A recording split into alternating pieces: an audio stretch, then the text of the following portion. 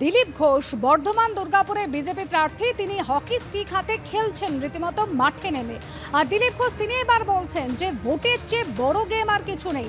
বর্ধমানের মানুষ এবার তা দেখবেন। কি বলেছেন দিলীপ ঘোষ শোনাবো। দাদা, ভোটের মাঠে কোন গেমটা আপনার পছন্দ, ক্রিকেট, ফুটবল না হকি? ভোটের চেয়ে বড় গেম কি আছে? সেই গেমটা বর্ধমান দেখবে। সংখ্যালঘু ভোট। এই মুহূর্তে দমদম কেন্দ্রে সিপিএম প্রার্থী সুজন চক্রবর্তী রয়েছেন আমাদের সঙ্গে টেলিফোন লাইনে। সুজন দা, দিলীপ ঘোষ তিনি বলছেন ভোটের চেয়ে বড় গেম আর কিছু নেই। বর্ধমানের মানুষ এবার তা দেখবেন।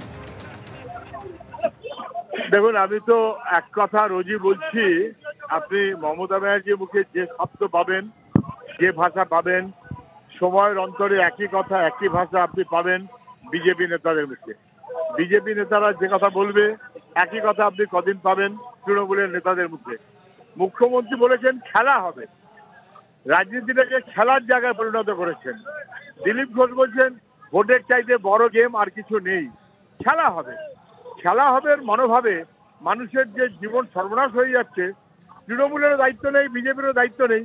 আমি বলছি নির্বাচন, ভোট মানুষের জীবন যুদ্ধ, নীতির লড়াই, মানুষের এগিয়ে চলার লড়াই, রুটির লড়াই, রুজির লড়াই, রুচির লড়াই, দল বদলের লড়াই না। ওরা মনে করে খেলার লড়াই, খেলা হবে অথবা গেম হবে, তারপরে দল বদল হবে।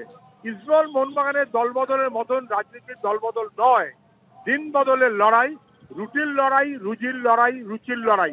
এটা দিলীপ ঘোষকেই বা কে বোঝাবে আর মমতা ব্যানার্জিকেই বা কে বোঝাবে? ওরা সর্বনাশ করার জন্যই আছেন। ধন্যবাদ সুজন দা। এই মুহূর্তে প্রদেশ কংগ্রেস মুখপাত্র সৌম্য আইচ রায় রয়েছেন আমাদের সঙ্গে টেলিফোন লাইনে। সৌম্যদা, দিলীপ ঘোষ তিনি বলছেন ভোটের চেয়ে বড় গেম আর কিছু নেই। বর্ধমানের মানুষ এবার তা দেখবেন। আপনার প্রতিক্রিয়া? হ্যাঁ, তো এরকম গেমবাজি করবেন, সুন্দর গেম করবেন, খেলা করবেন, খেলাধুলো করবেন, তারপরে 5 বছর পরে কনস্টিটিউয়েন্সি বদল করে নেবেন। 5 বছর ধরে ওনাকে সাংসদ করার পরে অন্যরা আর খুঁজে পাবে না। উনি যেখানে সাংসদ ছিলেন সেই তাদেরকে জেতা সাংসদ, এখন 5 বছর পরে সংসদীয় ক্ষেত্র বদল হয়ে গেছে।